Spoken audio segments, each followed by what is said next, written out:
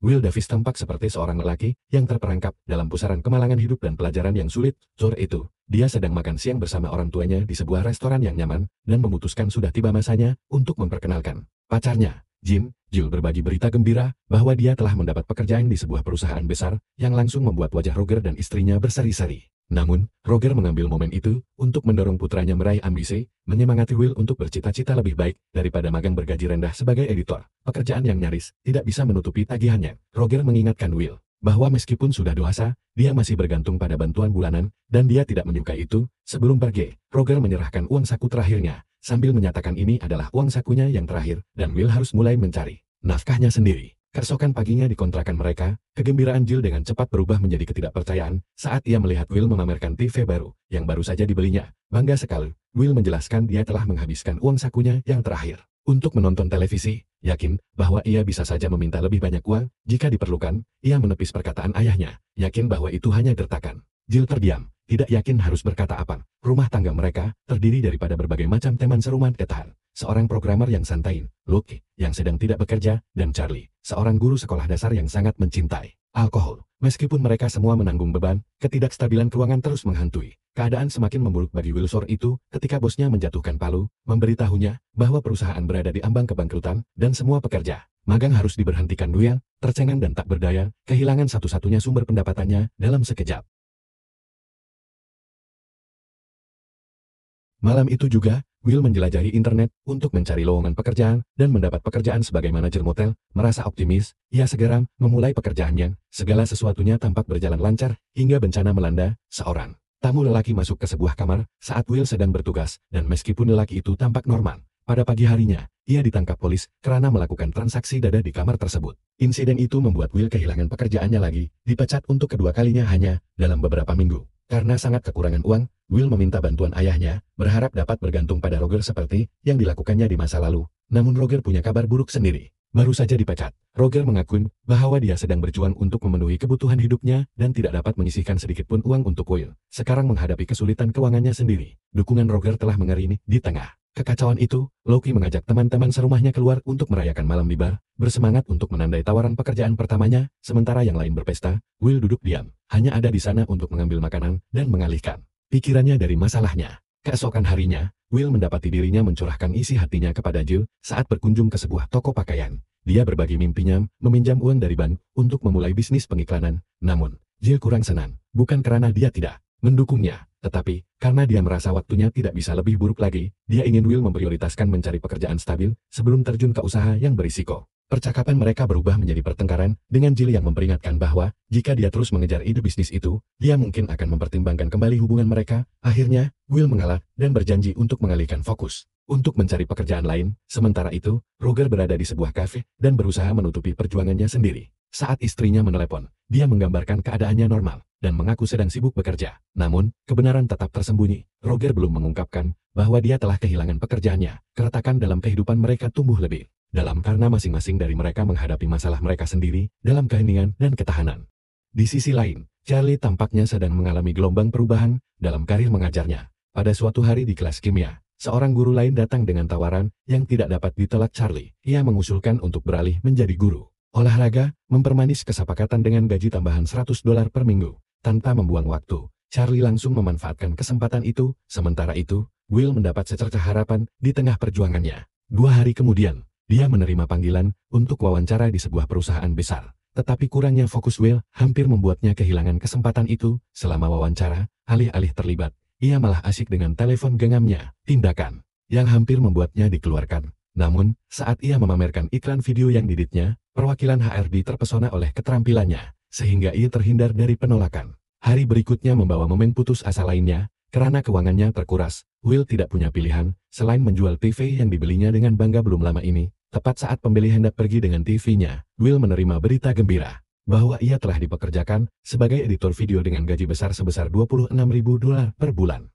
Diliputi rasa gembira, ia berlari mengejar si pembeli TV, memohon agar TV kesayangannya itu dikembalikan. Seminggu setelah memulai pekerjaan barunya, Will mengalami pertemuan pertamanya dengan petinggi perusahaan.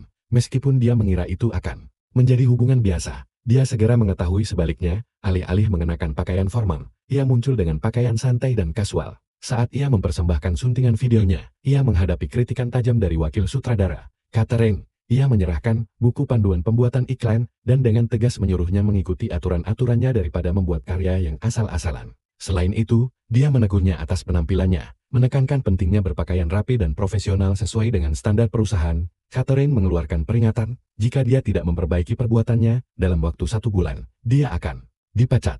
Merasa dipermalukan, Will mencari hiburan saat makan tengah hari di sebuah kafe di mana ia bertemu ayahnya, Roger. Tanpa sepengetahuan istrinya, Roger telah nongkrong di kafe itu setiap hari. Berpura-pura bekerja, Will melampiaskan kritikan Catherine, berharap mendapat simpati. Sebaliknya, Roger berpihak pada Catherine, memperkuat nasihatnya dan menambahkan nasihatnya sendiri. Ia mengatakan kepada Will agar bersyukur atas kesempatan yang dimilikinya, mengingatkannya betapa sulitnya mendapatkan pekerjaan, terutama bagi seseorang seperti Roger, yang usianya membuatnya kurang diminati oleh para pemberi kerja. Roger mengungkapkan bahwa ia bahkan mengecat rambut dan janggutnya agar tampak lebih muda, hal yang menyentuh hati Will. Tersinggung, Will tiba-tiba pergi karena tidak tahan dengan ucapan ayahnya. Di kantor Luke, keadaan berubah aneh. Pada hari pertamanya, sang bos mengajaknya masuk ke tempat kerja dengan sebuah ritual aneh. Luke dipaksa menenggak minuman pahit yang tak tertahankan di depan seluruh tim, sebuah tradisi bagi setiap karyawan. Baru, dia akhirnya mengosongkan gelas hanya untuk menyemburkan isi yang baru saja ditenggaknya ke teman-temannya. Malam itu, Will mengunjungi Jill di apartemennya. Sejak mendapatkan pekerjaannya di sebuah perusahaan besar, Jill telah pindah dari rumah yang dia tempati bersama ke tempatnya sendiri di dekat kantornya. Will melampiaskan kemarahannya terhadap Catherine pada hari itu saat pacarnya, Jill, mendorongnya untuk melihat sesuatu secara berbeda. Dia menunjukkan bahwa nasihat Catherine tentang penampilan sangat tepat dan mengatakan bahwa cara dia menampilkan dirinya di tempat kerja itu penting. Dia menjelaskan bahwa meskipun pakaian kasual baik-baik saja di rumah, profesionalisme mendapat rasa hormat di tempat kerja. Kata-katanya mendapat perhatian, dan Will mulai menanggapi nasihatnya dengan serius. Secara bertahap memperbaiki penampilannya, agar sesuai dengan standar kantornya. Sebulan kemudian, Will mengejutkan ayahnya dengan mengajaknya makan siang. Saat mereka selesai makan, Will bersikeras untuk membayar. Sebuah momen penting karena ia mentraktir ayahnya untuk pertama kalinya. Roger, yang tampak terkesan oleh perubahan Will,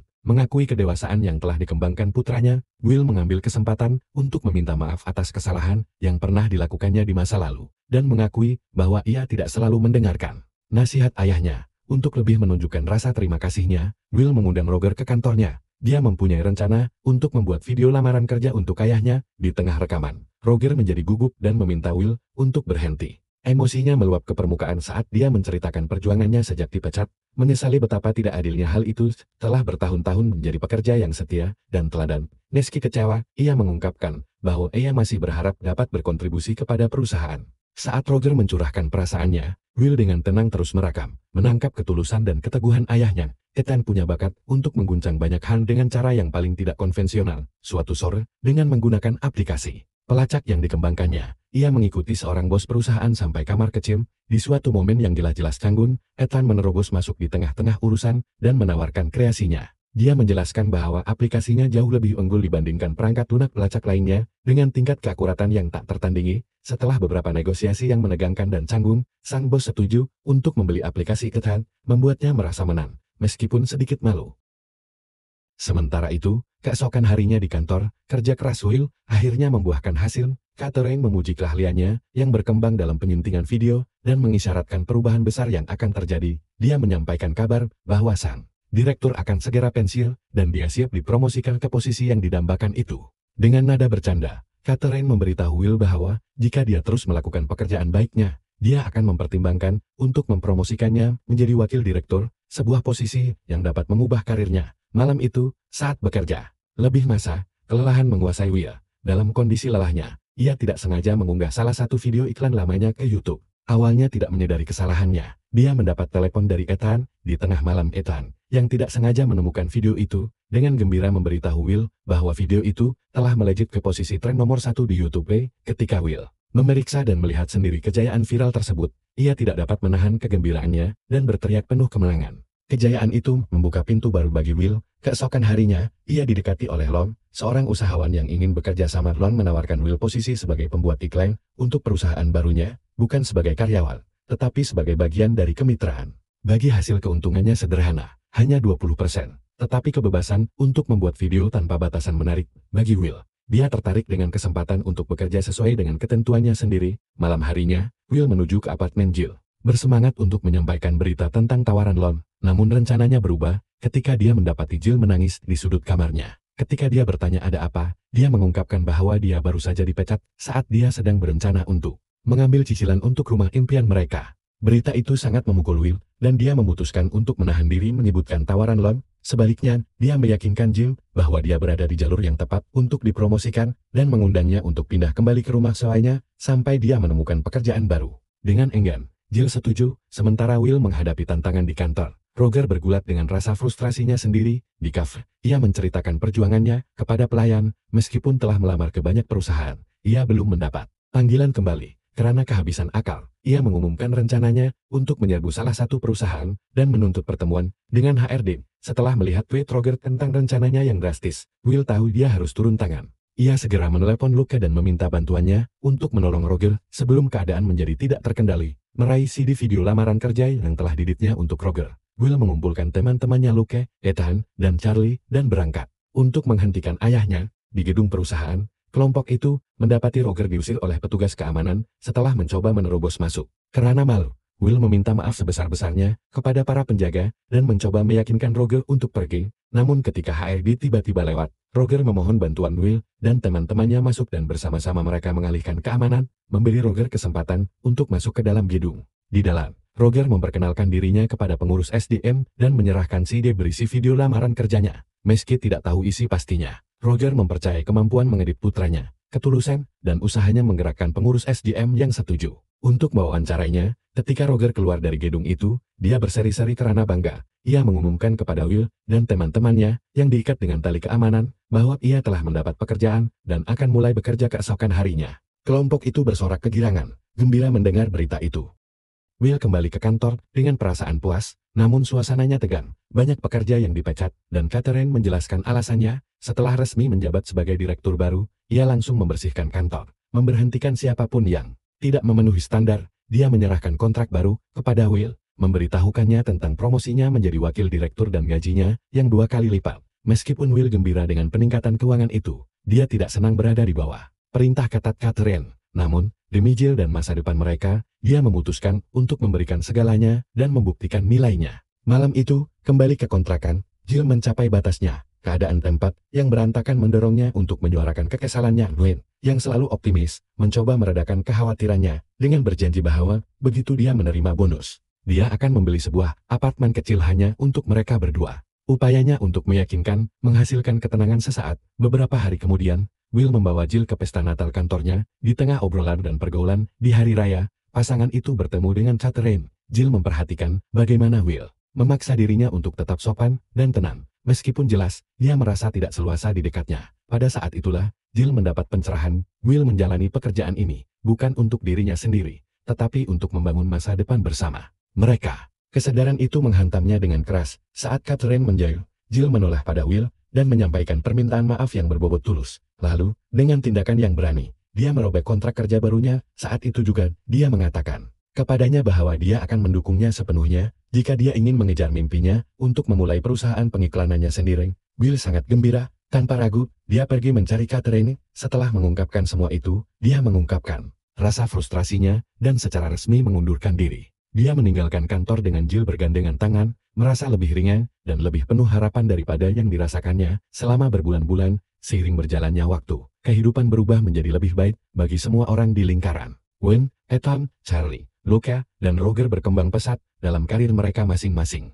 Jill menemukan pekerjaan baru, menghidupkan kembali ambisinya sendiri. Sementara itu, Will diam-diam membangun masa depannya. Suatu sore, ia bertemu dengan Lon untuk mempersembahkan video iklan baru yang telah dibuatnya. Dia lalu menggeser kartu namanya ke seberang meja, sambil berbagi berita bahwa dia telah resmi membuka perusahaan pengiklanannya sendiri. Will mengusulkan agar Lon menjadi klien pertamanya, menekankan kemitraan kreatif yang dapat mereka bangun. Lon tidak ragu-ragu, dia langsung setuju. Meskipun bisnis Will baru saja berjalan, itu adalah segalanya yang ia impikan. Untuk pertama kalinya, ia merasa benar-benar selaras dengan hasratnya. Dengan dukungan penuh dari Jill dan tekadnya sendiri, ia siap mencurahkan hati dan jiwanya ke dalam pekerjaannya. Akhirnya menjalani kehidupan yang selalu ia bayangkan.